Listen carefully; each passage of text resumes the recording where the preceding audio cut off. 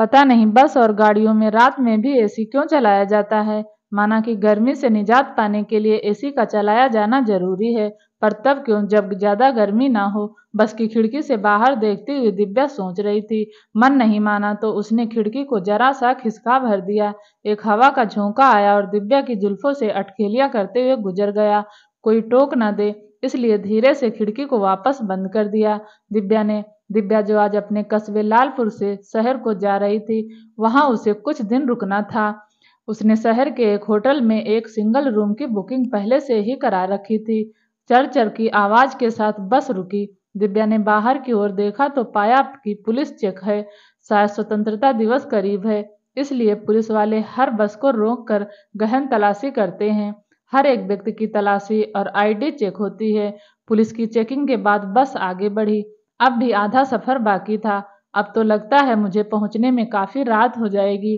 तब bus stand से hotel तक जाने में परेशानी होगी, दिव्या सोच रही थी। ऐसा हुआ भी, बस को शहर पहुंचने में काफी रात हो गई। दिव्या ने अपना सामान उठाया और किसी रिक्शे या कैब वाले को देखने लगी। कई ऑटो रिक्शे वाले खड़े थे, पर उनमें से कुछ ने होटल तक जाने से मना कर दिया तो कुछ ऑटो में ही सो रहे थे, जबकि कुछ में ड्राइवर थे ही नहीं। परेशान हो उठी दिव्या, अगर कोई सवारी नहीं मिली तो मैं होटल कैसे जाऊंगी और बाकी की रात यहाँ कैसे बिताऊंगी। तभी उसकी नज़र कोने में खड़े एक ऑटो पर पड़ी। दिव्या उसकी तरफ गई तो देखा कि ड्राइवर उसके अंदर बैठे बैठे सो रहा है। ए ऑटो वाले, खाली हो, होटल रीगल तक चलोगे? दिव्या का सुर पता नहीं क्यों तेज हो गया था। उसकी आवाज सुनकर वह उठ गया। आखिरी बस आ गई क्या? मैं जरा सा सो गया था। हाँ बताइए मैडम, कहाँ जाना है? होटल रीगल जाना है मुझे, दिव्या बोली थी। हाँ जी बैठिए, कहकर उसने ऑटो स्टार्ट करके आगे बढ़ा दिया। होटल रीगल यहाँ से कितनी दूर होगा? दिव्या ने पूछा। वह मैडम कुछ नहीं तो 16 किलोमीटर तो पड़ ही जाएगा। बात ऐसी है ना मैडम कि यह बस स्टैंड शहर के काफी बाहर और सुनसान जगह पर बनवा दिया गया है, इसलिए यहाँ से हर चीज दूर पड़ती है। पर आप घबराइए मत, हम अभी पहुंचाएंगे आपको, ऑटो वाले ने जवाब दिया। ऑटो वाले का चेहरा तो नहीं दिख रहा था, पर उसके कान में एक चेन में पिरोया हुआ कोई बुंदा पहना हुआ था, जो बार बार बाहर की चमक पड़ने पर रोशनी बिखेर देता था। उस चमक से बार बार दिव्या का ध्यान ऑटो वाले के कानों पर चला जाता था। अचानक से ऑटो के अंदर रोशनी सी भर गई। ऑटो वाले और दिव्या दोनों का ध्यान उस रोशनी पर गया। चार लड़के थे जो अपनी बाइक की हेडलाइट को जानबूझकर ऑटो के अंदर तक पहुंचा रहे थे। इनको भी कहीं जाना होगा, ऐसा सोचकर दिव्या ने अपना ध्यान वहां से हटा लिया। पर ऑटो वाले की आंखें लगातार पीछे आने वाली बाइकों पर थी और वह उन लोगों की नीयत भांप चुका था। अचानक से ऑटो वाले ने अपनी गति बढ़ा दी, जितनी बढ़ा सकता था, और ऑटो को मुख्य सड़क से हटाकर किसी और सड़क पर चलाने लगा। क्या हुआ? यह तुम इतनी तेज क्यों चला रहे हो और ऑटो को किस दिशा में ले जा रहे हो? बात क्या है आखिर? दिव्या ने कई सवाल दाग दिए।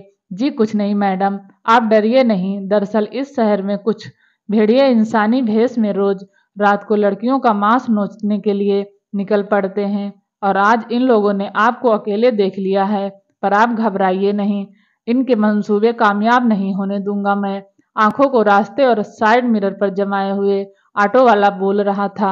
पीछे आती हुई बाइकों ने अपनी गति और बढ़ा दी और वे ऑटो के बराबर में आने लगे। ऑटो वाले ने अचानक ऑटो को एक दिशा में लहरा दिया और ऑटो के लहराने से बाइक वाला संभल नहीं पाया और बाइक कंट्रोल से बाहर हो गई और वह लहराता हुआ गिर गया। अपने साथी को गिरा देखकर दूसरा गुस्से में भर गया और बाइक चलाते हुए अंदर बैठी दिव्या के बराबर हाथ पहुंचाया। तुरंत ही दिव्या ने अपने साथ में लाए हुए लेडीज छाते का एक जोरदार वार उसके हेलमेट पर कर दिया। इस अप्रत्याशित वार से वह भी बाइक समेत गिर गया। अपने दूसरे साथियों के चोटिल होने के बाद बाकी के दोनों सवारों का हौसला टूट गया। उन दोनों ने पीछे आना छोड़कर अपनी बाइकों को मोड़ लिया। उन गुंडों से पीछा छुड़ाने के चक्कर में ऑटो मुख्य सड़क से भटक कर पास में छोटी सड़क पर चलने लगा था और ऑटो वाला ड्राइवर बगैर इस बात का ध्यान रख करे ऑटो भगाता जा रहा था। और अब जब उसे इस बात का भान हुआ, तब तक ऑटो शहर के किसी दूसरे हिस्से में आ गया था। वहां चारों ओर घुप अंधेरा था। बस जितनी दूर ऑटो की रोशनी जाती उतना ही रास्ता दिखाई दे रहा था। ऑटो चला जा रहा था। तभी अचानक ऑटो से खटाक की आवाज आई और ऑटो रुक गया। ऑटो ड्राइवर को जितनी तकनीक मालूम थी वह सब कुछ अपना लिया, पर कुछ ना हो सका। मैडम, अफसोस की बात है, हम शहर के किसी बाहरी हिस्से में आ गए हैं और वापसी का कोई उपाय नहीं। अब हमें रात यहीं काटनी होगी। क्या मतलब, यहाँ कहाँ और कैसे? अब क्या करें? मैडम, मजबूरी है, ऑटो वाला युवक बोला। फिर कहने लगा, वह सामने आसमान में ऊंचाई पर एक लाल बल्ब चमक रहा है, वहां चलते हैं, जरूर वहां हमें सिर छुपाने लायक जगह मिल जाएगी। अपनी उंगली दिखाते हुए उसने कहा और एक झटके से दिव्या का बैग उठा लिया और तेजी से चल पड़ा। उसका अंदाजा सही था। यह एक निर्मला धान बहुमंजिली इमारत थी, जिसके एक हिस्से में कुछ मजदूर सो रहे थे और बाकी की इमारत खाली थी। दोनों चलते हुए ऊपर वाले फ्लोर पर पहुंचे और एक कोने में सामान रख दिया। यह सब दिव्या को बड़ा अजीब लग रहा था और वह यह भी सोच रही थी कि एक अजनबी के साथ वह इतनी देर से है, फिर भी उसे कोई असुरक्षा का भाव क्यों नहीं आ रहा है। इधर आ जाइए, हवा अच्छी आ रही है, युवक ने बालकनी में आवाज देते हुए कहा। वैसे तुम्हारा नाम क्या है? अचानक से दिव्या ने पूछा। जी, मेरा नाम आर्यन है, युवक ने थोड़ा झिझकते हुए उत्तर दिया। भाई वाह, क्या नाम है, वेरी गुड, दिव्या ने अपने पर्स में रखे हुए बिस्किट निकालकर आर्यन की ओर बढ़ाते हुए कहा। जी मैडम, बात ही ऐसी है कि मेरी माँ शाहरुख खान की बहुत बड़ी फैन थी और जब मोहब्बतें फिल्म रिलीज हुई ना, तब मैं उसके पेट में था और तभी उसने सोच लिया था कि अगर बेटा पैदा हुआ तो उसका नाम आर्यन रखेगी। आर्यन की सरल बातें सुनकर बिना मुस्कुराए न रह सकी दिव्या। पानी पीते हुए घड़ी पर निगाह डाली तो अभी रात का 2 बज रहा था।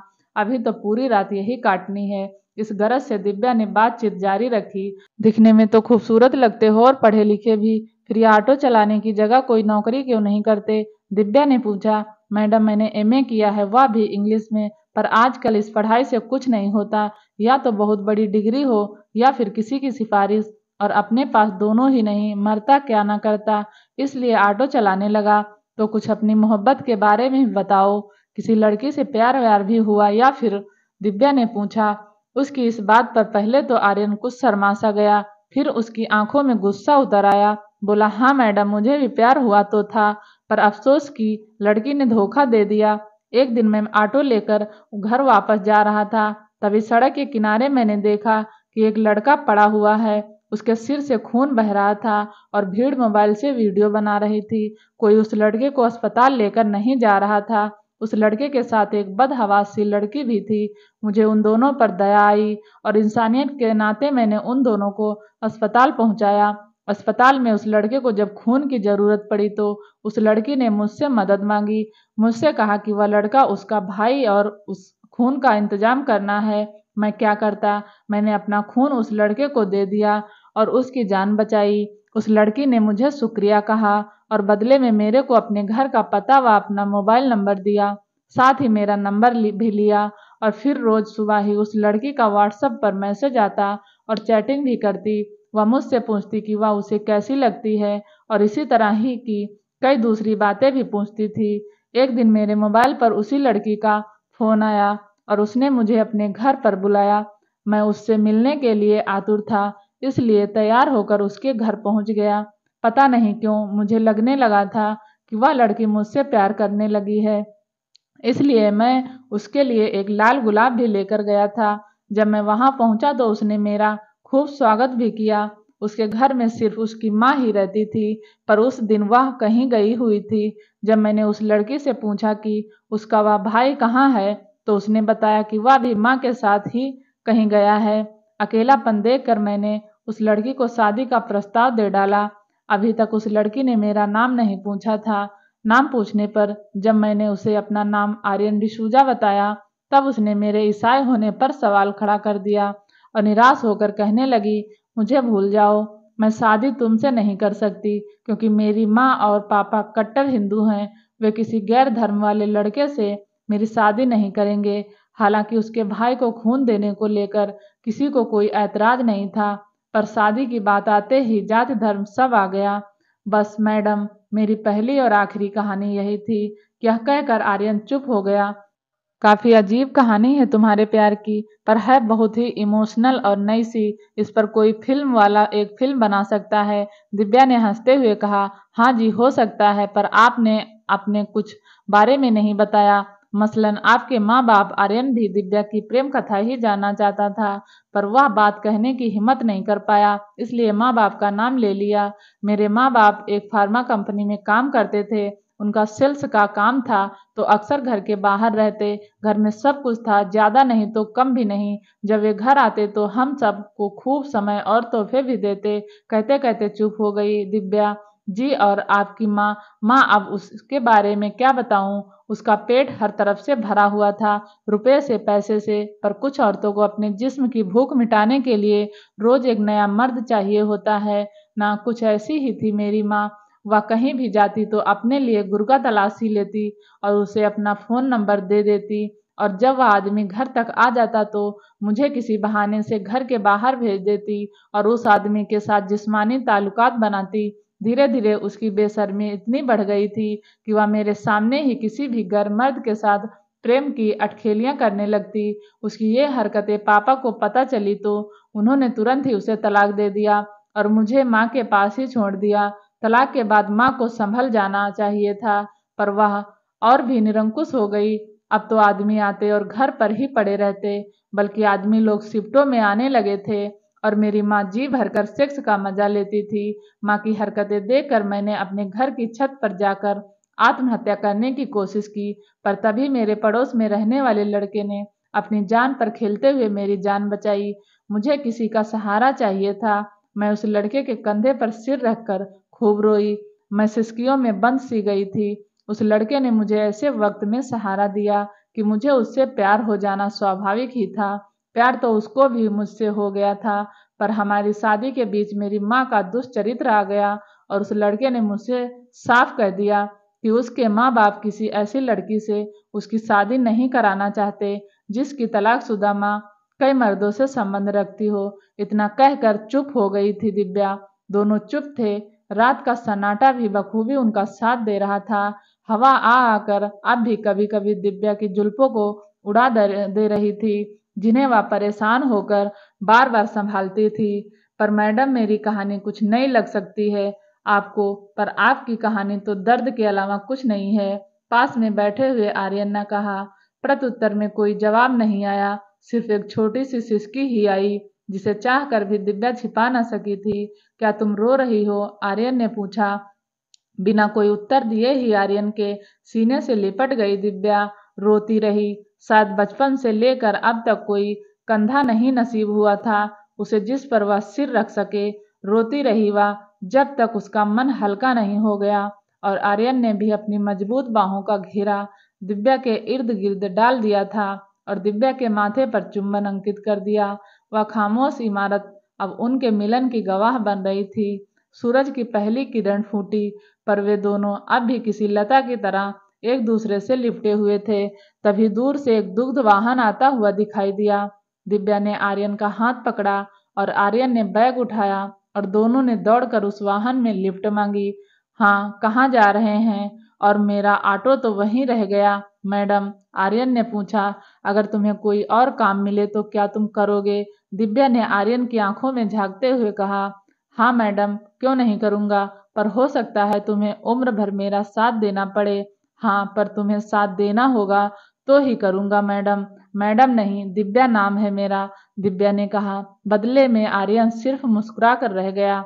शहर आ गया था। दोनों पूछते पाछते होटल रीगल पहुंच गए। रिसेप्शन पर जाकर दिव्या ने मैनेजर से कहा, जी मैंने अपने लिए एक सिंगल बेडरूम बुक कराया था। मुझे आने में देर हो गई, पर अब मुझे सिंगल नहीं बल्कि डबल बेडरूम चाहिए। जी मैडम, किस नाम से रूम बुक था? मैनेजर ने पूछा। मेरा कमरा दिव्या नाम से बुक था, पर अब आप रजिस्टर में मेरे पति आर्यन डिसूजा और दिव्या डिसूजा का नाम लिख सकते हैं। दिव्या ने आर्यन की तरफ देखते हुए कहा। कहानी कैसी लगी जरूर बताएं। चैनल पर पहली बार आए हैं तो प्लीज चैनल को सब्सक्राइब जरूर करें। कहानी सुनने के लिए आपका बहुत बहुत धन्यवाद।